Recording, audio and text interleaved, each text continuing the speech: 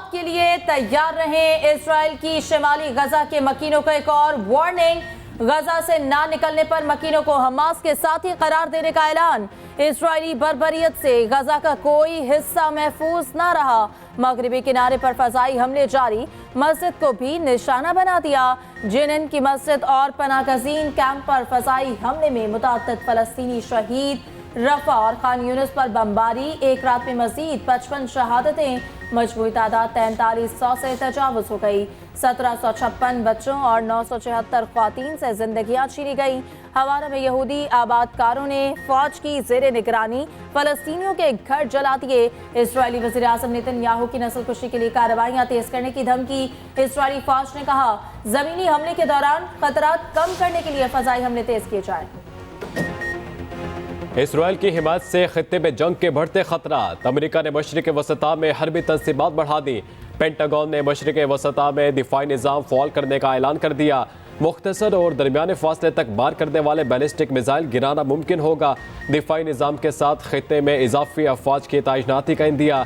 अमरीकी वज़ीर दिफा लॉयड ऑस्टिन ने कहा, इक़दाम ईरान और इसकी प्रॉक्सी फोर्सेज की तरफ से हालिया कशीदगी के जवाब में किया गया। इराक के सूबा लंबार में अमरीकी एयरबेस पर रॉकेट से हमला, धमाके की आवाज़ें भी सुनाई दी।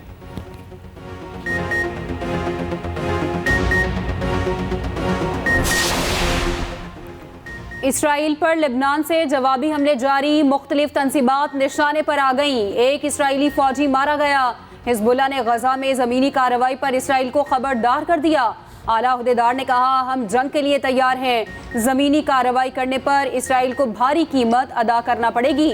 तुर्क सदर का हमास सरबराह इस्माइल हनिया से राब्ता, जंगबंदी और अमदाद के लिए तुर्की की कोशिशों से आगाह किया।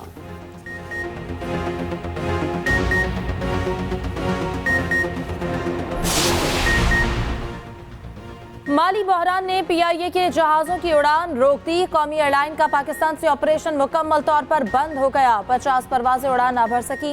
PSO ने अचानक सप्लाई बंद कर दी। ज़रा के मुताबिक बैरून मुल्क गए PIA के जहाज़ वापस आ सकेंगे। PSO ने सप्लाई रोकने की तरतीब कर दी।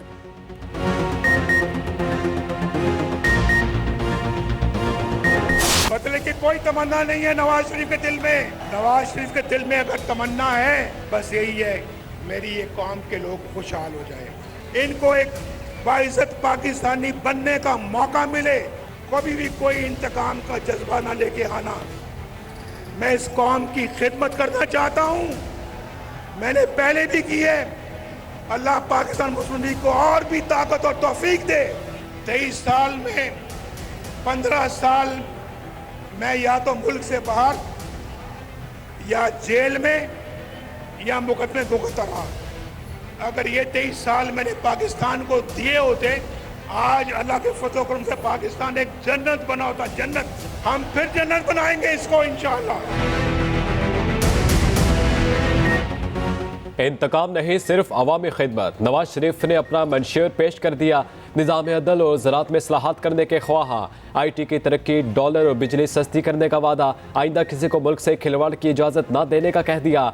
आइन पर अमल दरामद के लिए सबका मुत्तहिद होने पर जोर। मीनार पाकिस्तान जलसे में 9 नुकाती एजेंडा दिया। खिताब करते हुए कहा, दिल में इंतकाम और बदले की कोई तमन्ना नहीं, सिर्फ कौम की खुशहाली चाहता हूँ। फैसला करना होगा किस तरह कशकोल तोड़ना होगा। अपने हमसायों से लड़ाई करके तरक्की नहीं कर सकते। तस्बीह मेरे पास भी है, मगर दूसरों के सामने नहीं पड़ता।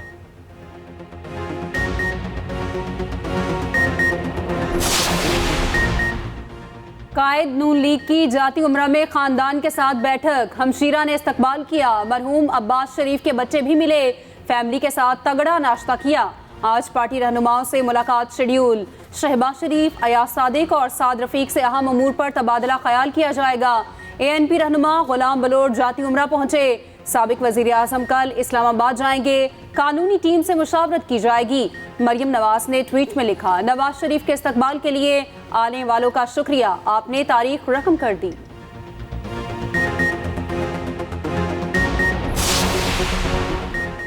फौजी अदालतों में सर्विलेंस का ट्रायल शुरू हो गया। वफाकी हुकूमत ने सुप्रीम कोर्ट को मुतफर्रिक दरख्वास्त में आगाह कर दिया। दरख्वास्त में मौक़िफ़ अपनाया कि 9 और 10 मई के वाक़यात की रोशनी में 102 अफराद गिरफ्तार किए गए। ज़ेर हिरासत अफराद के मफाद को मद्देनजर रखते हुए ट्रायल किया जा रहा। फौजी अदालतों के ट्रायल में कसूरवार साबित न होने वाले बरी कर दिए जाएंगे। ट्रायल सुप्रीम कोर्ट में जारी मुकदमे के फैसले से मशरूत होगा। कानून के मुताबिक सजाओं के खिलाफ मुतालिका फॉरम से रुजू किया जा सकेगा।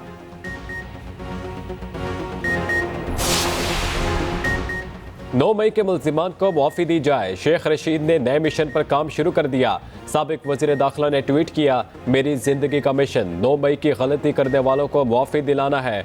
कौम मुआफ़ी के लिए मेरा साथ दे। मंसूबे पर कल से काम शुरू करूँगा। अवामी दुआओं की ज़रूरत है। 40 रोज़ा चिल्ले के बाद रिहाई नसीब हुई। चिल्ले की जगह का मालूम नहीं मगर कोई तकलीफ नहीं पहुँचाई गई।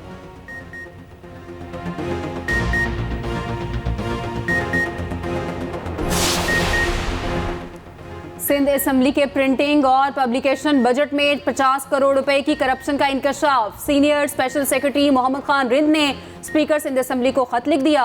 मामला एंटी करप्शन को भेजने की सिफारिश कर दी। खत में लिखा, गुज़श्ता 38 साल के दौरान सिर्फ 1784 दिन असेंबली का इजलास हुआ। 400 दिन के इजलास में तकारीर और बहस मुबाहिसों का प्रिंट में रिकॉर्ड मौजूद। प्रिंटिंग एंड पब्लिकेशन के बजट से 50 करोड़ रुपए की बेज़ाब्तियां की। वर्ल्ड कप की टॉप 2 टीम्स आमने सामने। धर्मशाला में न्यूजीलैंड और भारत मध्य मुकाबल। न्यूजीलैंड की इंडिया के खिलाफ बैटिंग जारी। कीवीज पॉइंट्स टेबल पर नंबर 1। दोनों टीम्स इवेंट में नाकाबिले शिकस्त रही। 4-4 मैचेस जीत चुकी।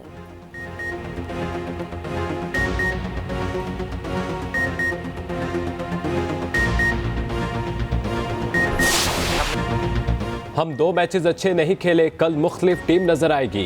खामियों पर जल्द काबू पाने की कोशिश करेंगे। कौमी टीम के ओपनर इमामुल हक की न्यूज़ कॉन्फ्रेंस। कहा, कोई टीम कमज़ोर नहीं। अफगानिस्तान के खिलाफ हमेशा सख्त मुकाबला होता है। कोशिश करूंगा लंबी इनिंग्स खेल सकूं।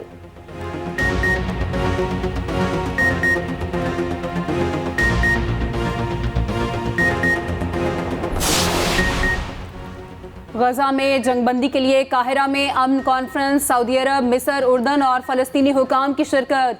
सेक्रेटरी जनरल अक़वाम मुत्तहिदा और यूरोपीय यूनियन के रहनुमा भी इजलास का हिस्सा बने। शहजादा फैसल बिन फरहान ने फौरी जंगबंदी का मुतालबा किया। कहा, फलस्तीनी अवाम के साथ खड़े हैं, हिमायत जारी रखेंगे। उर्दन के शाह अब्दुल्ला ने सेहूनी कार्रवाइयों जंगी जुर्म करार दे दी। मिस्री वज़ीर आज़म ने फ़लस्तीन के बाद आज़ाद रियासत का मुतालबा किया। फ़लस्तीनी सदर महमूद अब्बास ने कहा, ज़बरदस्ती हिजरत पर मजबूर करना नाकाबिले कबूल है। ये हमारी सरजमीन है, छोड़ कर नहीं जाएंगे। कॉन्फ्रेंस में दावत के बावजूद अमरीका और इसराइल ने शिरकत ना की।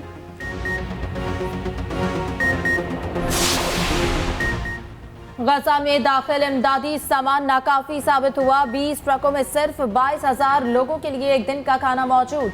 मजीद 20 से 30 ट्रक दाखिल होने का इम्कान। गजा की कुल आबादी 20 लाख से जायद। रोजाना 100 ट्रक इमदादी सामान की जरूरत। अक़वाम मुत्तहिदा की 5 एजेंसीज ने गजा में इंसानी सूरत हाल तबाहकुन करार दे दी। इसराइल ने गजा में ईंधन दाखिल होने की इजाज़त ना दी। बिजली ना होने के बायस अस्पतालों में इंक्यूबेटर बंद होने का खदशा। सैकड़ों नौज़ायदा बच्चे जिंदगी और मौत की कश्मकश में।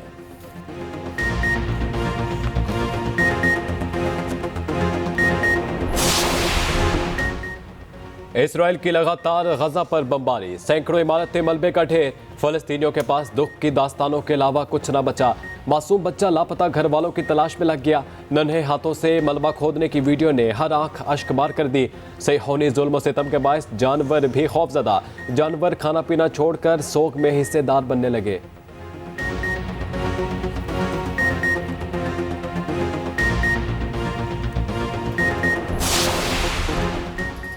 फ़लस्तीनियों से इजहार यकजहती के लिए मुख्तलिफ ममालिक में रैलियाँ। वस्ती लंदन की सड़कों पर आवाम का जमे गफीर निकल आया।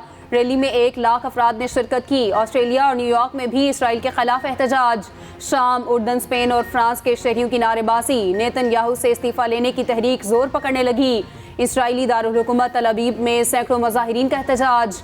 बोले, वज़ीर आज़म अब तक इसराइली यरगमालियों को छुड़वा ना सके।